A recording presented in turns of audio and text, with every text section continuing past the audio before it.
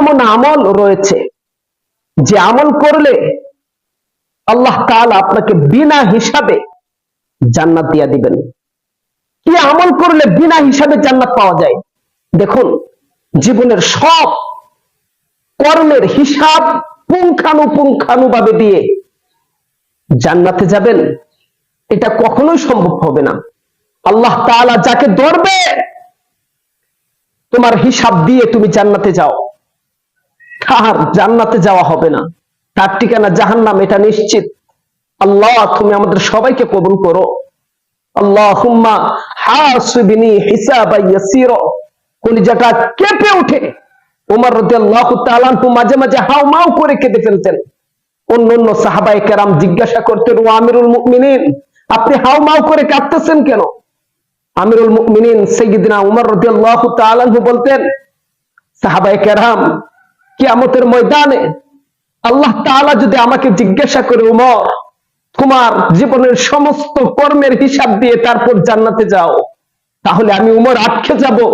আমি উমর 1 সেকেন্ডের হিসাব দেওয়ার ক্ষমতা রাখি না, 1 সেকেন্ডের হিসাব দেওয়ার যোগ্য নয়, হিসাব দেওয়ার মতো নেই আমার কাছে কিছু।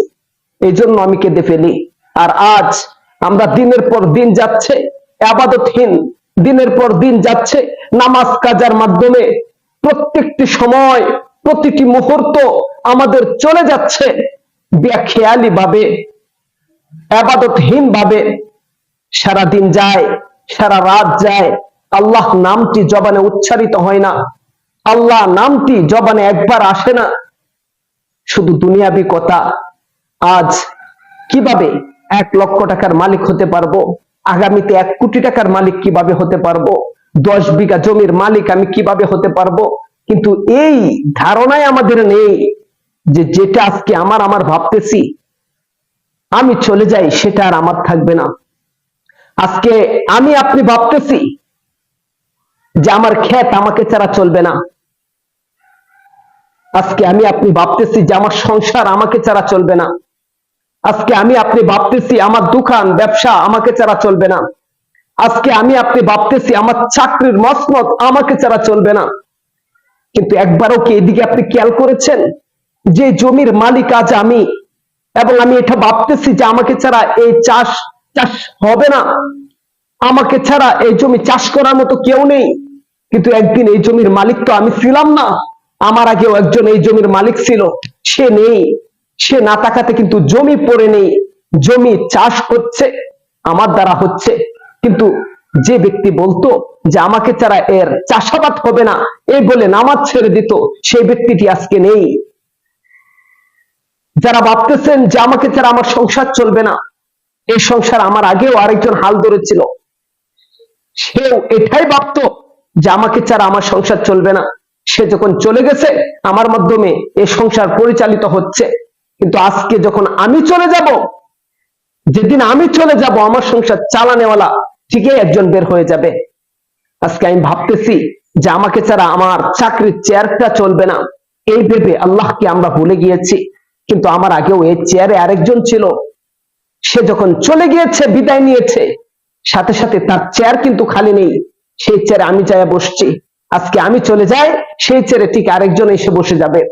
আমাকে ছাড়া সব চলবে, কিন্তু যে জিনিসটাকে ছাড়া আমি আপনি চলবো না, সেই জিনিসটাকে নিয়ে আমরা একটু ফিকির করি না।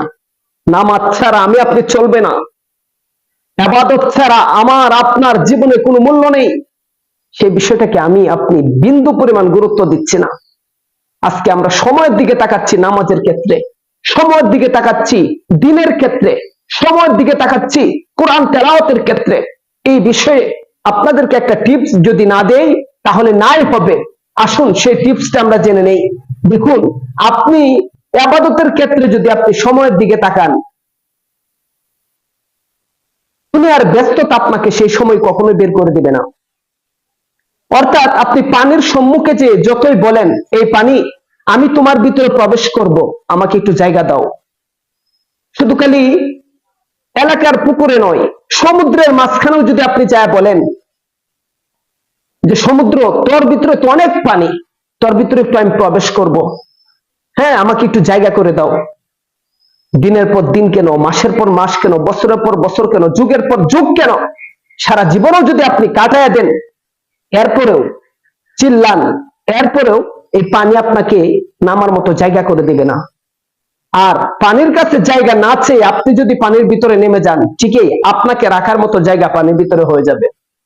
ঠিক সেরকম সময়ের কাছে যদি আপনি চান যে হে সময়, আমাকে একটু সময় বের করে দাও, চাকরির কাছে যদি আপনি চান হে চাকরি আমাকে একটু সময় বের করে দাও, ব্যবসার কাছে যদি আপনি চান হে ব্যবসা আমাকে একটু সময় বের করে দাও, সংসারের কাছে যদি আপনি চান হে সংসার আমাকে একটু সময় বের করে দাও, আপনি ক্ষেত খামারের কাছে যদি চান যে হে ক্ষেত খামার আমাকে একটু সময় বের করে দাও, আমি নামাজ পড়ব, আমি কোরআন তেলাওয়াত করব, আমি আল্লাহ আল্লাহ জিকির করব, আমি আল্লাহর রাস্তায় তাবলিগে 3 দিন কাটিয়ে আসব, কিংবা এক চিল্লায় দিনের জন্য সফরে বের হব, এই চাকরি, এই ব্যবসা, এই সংসার, এই ক্ষেত খামার আপনাকে কোনোদিন সেই সময়টা বের করে দেবে না। আর আপনি যখন সবকিছু লাথি মেরে দিনের জন্য আল্লাহর প্রতি তাওয়াক্কুল করে ঘর থেকে বাইরে হয়ে যাবেন, দেখবেন এই চাকরি, ব্যবসা বাণিজ্য, সংসার, ক্ষেত খামার আপনার জন্য আটকে থাকবে না, আপনার জন্য আটকে থাকবে না।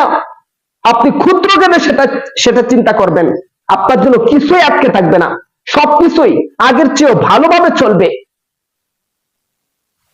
সুতরাং আপনি না থাকলে যেভাবে চলবে, আপনি থাকলেও ঠিক সেভাবে আল্লাহর রাস্তায় আপনি বের হয়ে যান, তাহলে আপনি বুঝতে পারবেন যে আল্লাহর রাস্তায় বের হলে আপনার সংসার যেভাবে চলছে, ক্ষেত খামার যেভাবে চলছে, হ্যাঁ, ব্যবসা বাণিজ্য, চাকরি মসনদ যেভাবে চলছে, আপনি যদি আজকে না থাকেন, মারা যান, সবকিছু আগের মতোই চলবে, কিন্তু মাঝখানে থাকবেন না আপনি, মাঝখানে থাকবো না আমি।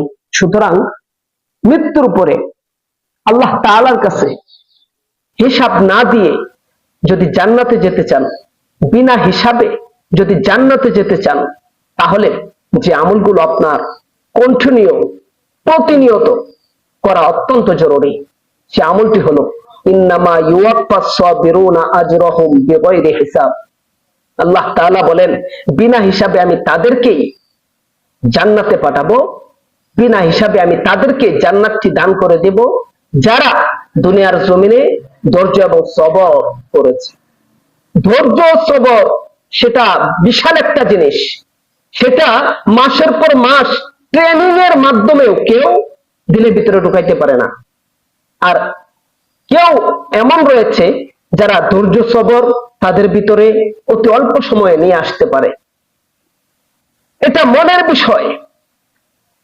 সুতরাং ধৈর্য সবর, ধৈর্য ধারণ করা, সবর করা, এর চেয়ে বড় গুণ আর কিছুই হতে পারে না। কারণ আপনারা জানেন না ধৈর্য এবং সবর এটা কার গুণ, এটা দুনিয়ার কোনো মানুষের গুণ নয়।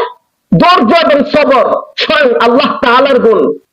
আল্লাহ তাআলা ধৈর্য এবং সবর করেন, নয়তো আমরা যে গুনাহ করি, আমরা দুনিয়ার জমিনে আমার একটা বন্ধু কিংবা আমার একটা প্রতিবেশী, তাকে যদি আমি 2 টাকা দিয়ে সাহায্য করি, আর সে যদি আমার কথা না শুনে, তাহলে সে 2 টাকা দেওয়ার কারণে আমরা খুঁটা দেই।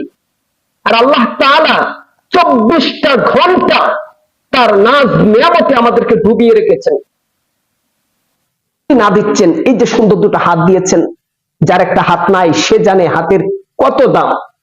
সুন্দর 2টি পা দিয়েছেন, যার পা নেই সে জানে পায়ের কত দাম।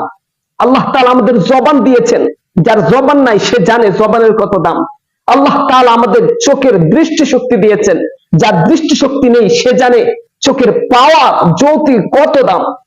আল্লাহ তাআলা আমাদেরকে কানে শোনার মতো একটি মেশিন ফিটিং করে দিয়েছে 2টি, যারা কানে শুনে না তারা জানে এই কানে শোনার কত দাম। আল্লাহ তাআলা আমাদের ভিতরে জিহ্বা দিয়েছেন 2টি, একটা জিহ্বা ছাড়া আরেকটা জিহ্বা চলে না। দেখুন, উপরে একটি জিহ্বা যেটা আমরা দেখতে পাই, সেটি হলো বড় একটা জিহ্বা, আর এই জিহ্বার ভিতরে গোড়ায় আরেকটি জিহ্বা রয়েছে, সেটি ছোট্ট একটি জিহ্বা। আয়নার সম্মুখে ভালো করে যদি হা করেন, ওই জিহ্বাটা হালকা দেখা যায়। আমরা যখন মুখে কোনো আহার তুলে দিই, আপনি ভাত খাচ্ছেন, মুখে দেন, এই বড় জিহ্বাটা ভিতরে ঢুকানোর মতো কোনো ক্ষমতা রাখে না। এই বড় জিহ্বাটা একবার এ পাশে নেই, খাবারকে আরেকবার ও পাশে নেই, একবার ডান পাশে নিবে বাড়িয়া, আরেকবার বাম পাশে নিবে বাড়ি দিয়ে। আর এভাবে এদিক সেদিক করতে থাকে, আর ভিতরে যে একটা ছোট্ট জিহ্বা রয়েছে, সেই জিহ্বাটা সামনের খাবারগুলা আস্তে আস্তে ভিতরে ট্রান্সফার করে পেটের ভিতরে। সেই জিহ্বা যদি না থাকতো, বিজ্ঞান বলেন কোন খাবার তার গলা দিয়ে নিচে নামানোর মতো ক্ষমতা কারো সাধ্য ছিল না। সুতরাং আল্লাহ তাআলা কত নাজ নিয়ামতে আমাদেরকে ভরপুর করে দিয়েছেন। দেখেন আজকে শ্বাসকষ্ট রোগীদের দেখা যায় প্রত্যেকটা মিনিট অক্সিজেনের কত টাকা ভাড়া করে তাদেরকে অক্সিজেন দিতে হয়, আর আল্লাহ তাআলা 24 ঘন্টা আমাদেরকে অক্সিজেন দিচ্ছে, একটা টাকা আমাদেরকে ভাড়া নিচ্ছে না আমাদের কাছ থেকে। আর এই যে এত নাজ নিয়ামতের ভিতরে ডুবে আছি, এরপরেও আল্লাহ তাআলা কথা শুনতেছি না, আল্লাহ তাআলার হুকুম পালন করতেছি না, আল্লাহ তাআলা ইবাদতে মগ্ন নয়। আজকে যদি আমরা দেখা যায় সমাজে কোনো ব্যক্তিকে প্রতিদিন 5 টাকা 10 টাকা 100 টাকা দিয়ে থাকে, তাহলে 24 ঘন্টা তার পিছনে আমরা ঘুরি, 24 ঘন্টা তার পিছনে ঘোরার চেষ্টা করি। সে জোর করে তাড়াতে চাইলেও সে যায় না, সে চাই তার এই কাজ করে দেয়, ওই কাজ করে দেয়, ওই কাজ করে দেয়। আর আল্লাহ তাআলা যে আমাদেরকে 24 ঘন্টা নাজ নিয়ামতে ডুবিয়ে রেখেছেন, আমাদের কি করে নিয়েছিল 24 ঘন্টা আল্লাহ তাআলা ইবাদতে লিপ্ত থাকা, কিন্তু আমরা তো একটা ঘন্টাও আল্লাহ তাআলা ইবাদতে লিপ্ত নই। সুতরাং ধৈর্য এবং সবর এটা আল্লাহ তাআলার সবচেয়ে বড় গুণ। আর আল্লাহ তাআলার এই গুণটি যে অর্জন করতে পারবে, আল্লাহ তাআলা বলেন তাকে আমি খুশি হয়ে বিনা হিসাবে জান্নাতে পাঠাবো।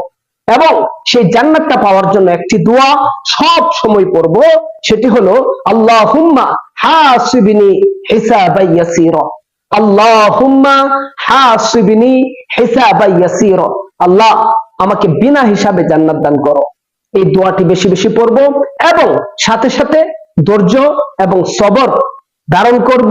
ইন্নামা ইউওয়াফাস সাবিরুনা আজরাহুম বিগাইরি হিসাব, যারা ধৈর্য এবং সবর করবে তাদেরকে আল্লাহ তাআলা বিনা হিসাবে জান্নাত দান করে দিবেন।